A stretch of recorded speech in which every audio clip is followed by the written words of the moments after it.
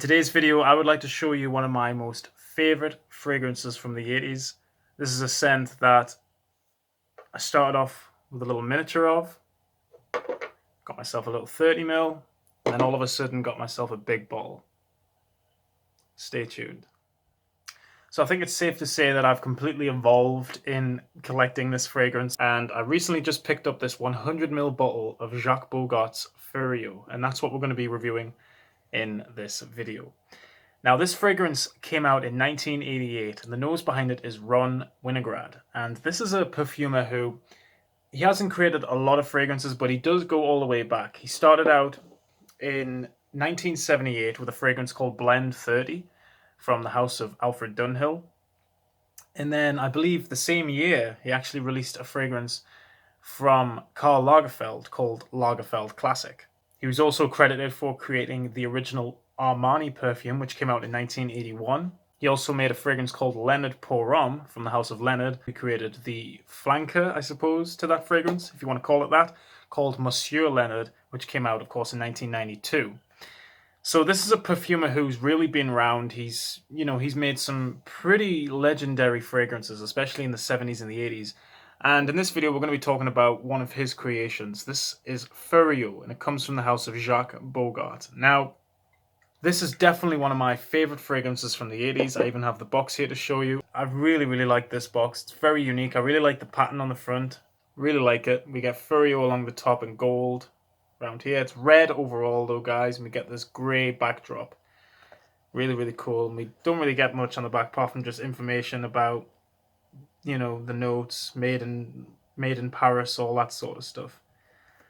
So yeah, I'm not sure if this is a vintage creation. This is a discontinued fragrance from the house of Jacques Bogart. This is one of their long gone discontinued gems, if you like. There's a few others, but in my opinion, this is possibly the greatest fragrance that has ever been released by the house of Jacques Bogart. Now, that is a bold statement considering there are some newer releases now and they do get respected and well received in the community.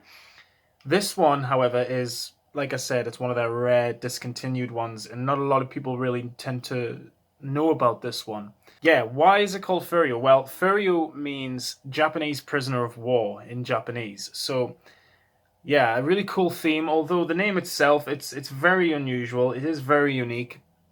So what I'm going to do is, I'm pretty sure this miniature that I have here, it's 5ml by the way. What I'm going to do is I'm going to splash a tiny bit of this miniature on my arm here using the cap. What you do is with these caps, if you shake the fragrance, take the cap off, and then just use the cap, it may hurt your hand, but you know, you do get the fragrance on there.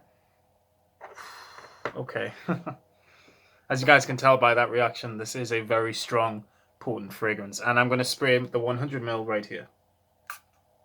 Just one spray, that's all we need. Okay. Well, you know, I could read and I could show you all of the notes that pretty much is for show on this fragrance on Fragrantica and on any other website, but instead I'm just going to describe what I really smell. So when I first spray this fragrance, I get a very, very strong, very potent, honeyed, animalic sort of fragrance. There's definitely florals in there as well, and no doubt about it, there's definitely an ambery quality to the fragrance as well. But what I really like about this is it's very animalic. So when you first spray this, you definitely do get notes like musk. There's definitely some sort of castoreum in there as well, and not to mention civet. So there's a lot of strong notes in here, a lot of strong animalics. Yeah, it's very, very musky, very animalic. There's also this medicinal quality with the scent as well. But what I find interesting and really amazing about this fragrance is the fact that there's only literally one citrus note in here, and that's bergamot. And the bergamot in this is toned down so much to the point where you don't really think of a citrus element in this fragrance whatsoever. It's really all about the musks. There's even a nice tobacco note in here as well. A nice lavender, no doubt. And apparently there's laurels in here as well. Again, I'm really into tobacco in general, so that's really up my street in all fairness. But I'm also a very big fan of animalic notes. So I think this is why I love this fragrance so much, because whether or not it's been made with real musks, I don't know. It just smells insanely good. I get easily about 10 to 11 hours out of this. No joke. I wore this version the other day. Really quite phenomenal in terms of its scent life. Of course, it has this built-in spray, which I really like as well. It's incredible. So, you know, on top of all these animalic kind of notes, there is definitely a amber quality to this fragrance as well. Very resinous. There's definitely a shininess to it.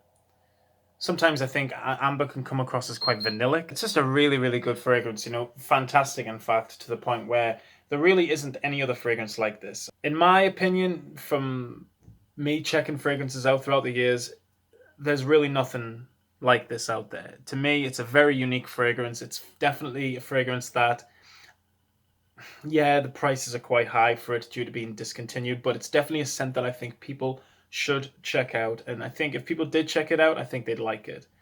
Personally, I've looked at reviews online, and everyone who's checked it out have said that they love it. So, yes, it's daring.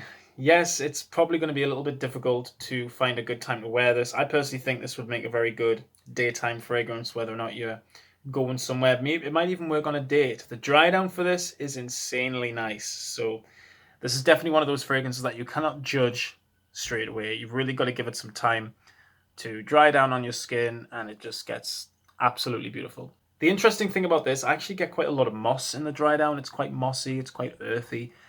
And it's funny because it's not listed as having moss, but there is a vetiver note in here. So the vetiver might be creating that green quality that I do actually enjoy very much.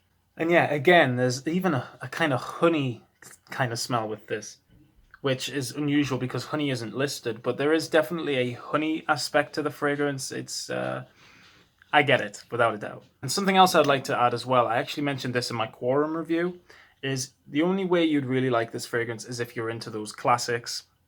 You know, again, there's so many animalic offerings in today's world, in the niche world, even designers, you know, there's some designers that are creating kind of animalic scents.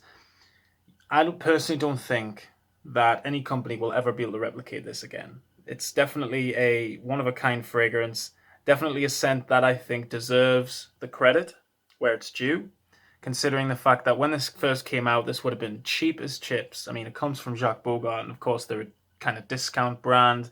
Although they do make original scents, very original in fact, they tend to lower their prices when it comes to fragrances. And this one would have been very cheap. And for me to get this into my collection, I actually had to pay quite a bit of money. So I'm really into the classics. So that's the only reason why I was really wanting to get a bottle of this. So yeah, another thing I'd like to add is the longevity for this is amazing. Like I said, 10 to 11 hours for this. Incredible. It also has amazing sillage. So when you wear this, it literally projects really, really far. This is one of those fragrances that can really fill a room, a little bit like Kouros, Lapidus You know, it's a bomb. It's a real bomb. The more you spray, the more you're really going to drown yourself out. The more people will probably not like it. So if you're going to wear this, I'm not wearing a fragrance today, so 3 sprays as always is enough. This is just incredible stuff. I love it. So yeah, it's definitely a bomb. So be careful on the trigger, guys. Yeah, that is my review, guys, for Furyo by Jacques Bogart. I really hope you've enjoyed this. Thank you all so much for watching. If you guys have any questions at all regarding this fragrance or any other fragrance, or any question in general, let me know in the comments and I'll get back to you. Right after I've edited this video and uploaded it, I'm going to reply to every other comment on previous videos.